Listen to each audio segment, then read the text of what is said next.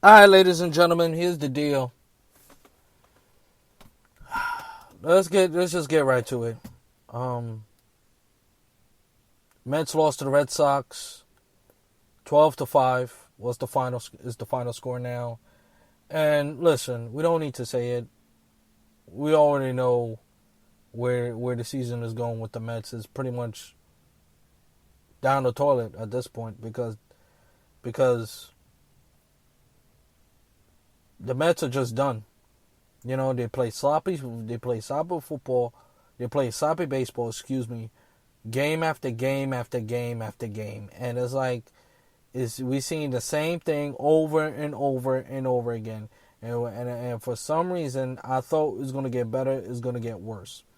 And at this point, the best thing to the Mets to do at this point is just try to get the 500. Even that it looked like that's not gonna happen.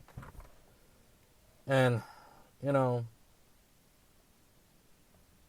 it's just since 2007, it's been the same garbage, year after year after year after year, except 2015, except 2016. It's been the same garbage year after year after year. They're not a second half team. They're not a second half team. It's like the first half of the season they do well, and by the second half, it's already over. And it's to the point now. Enough is enough. And we've been screaming about changing the front office, changing the manager, switching the manager. But at this point, does it really matter?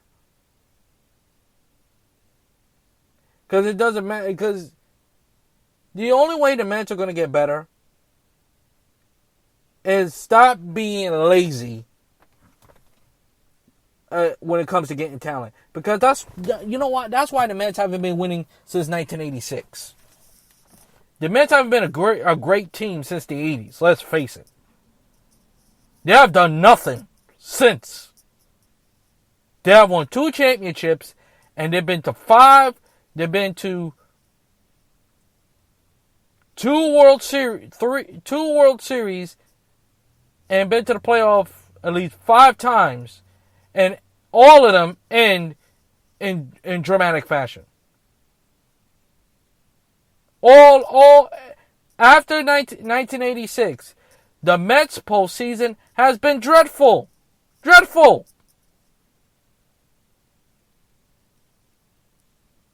And at some point, something has to change.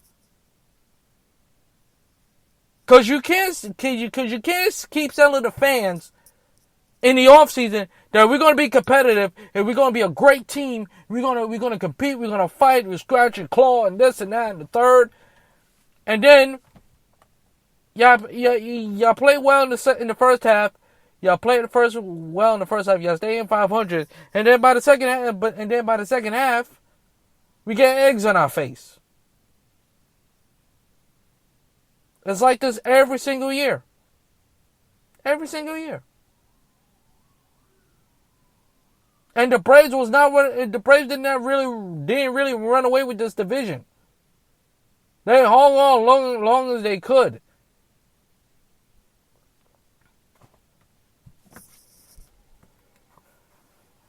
And I don't know how long as a Mets fan we could take. You know, it's like watching the Jets out there. Except the Jets make the Jets. I don't know who's at this point. I don't know who's worse, the Jets or the Mets, because they both equal as far as I'm concerned. At least the Mets have won a second World Series since the '60s. The Jets haven't won nothing since the '60s. Let's call it what it is, okay? You know, but that is saying something, you know. But anywho, the Yankees won. The Red Sox won. So as of right now, let me go to the standings right now. The Athletics. They beat the Rangers, the White Sox. Yeah, the Yankees and Blue Jays are tied. Are like, let's go for the NL wild card for a second. If the playoffs ended today, it will be the Blue Jays and the Red Sox being in the playoffs. And the Red Sox are slightly pulling away from excuse me, pulling away from the Blue Jays and the Yankees, because these two are going to fight it out for the wild card. Forget about the Mariners, forget about the A's, because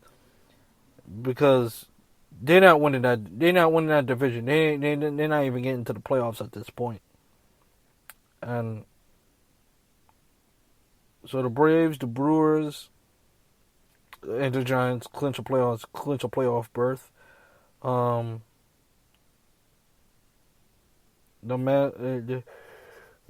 happened? Everybody saw the argument between Manny Machado and Fernando Tatis Jr. When Fernando Tatis and didn't like the call. I don't remember what the call was. And then as soon as they get into the dugout, he got in Manny Machado's face or something like that. And Manny Machado was like, "Go out there and play baseball. Stop whining about it. Not everything's about you," or something like that.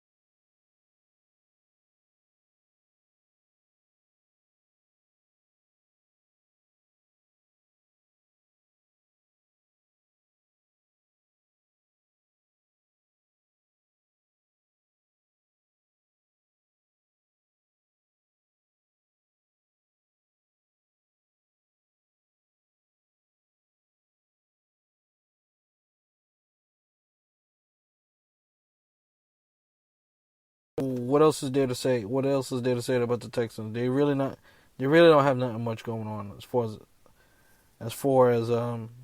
This is going to be pretty much a boring ass game if you ask me. Texans is 1-1. You know, really, what is the storyline? Carolina will face the second rookie quarterback David Mills and the Houston Texans. Carolina, as you all know, beat the New York Jets to open the season, and then they beat who the Panthers beat last week. Let's see. They beat the Jets. They beat the Saints. Yeah, let's not forget they beat the Saints 21-7. So,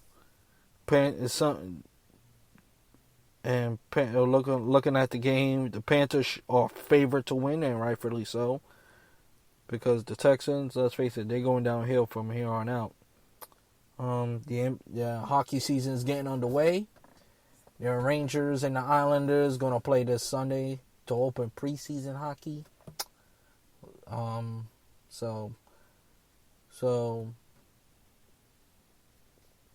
summer for the most part is over. Summer is over. No more 100-degree weather, no more humidity, none of that. It's over. It's over. It is over.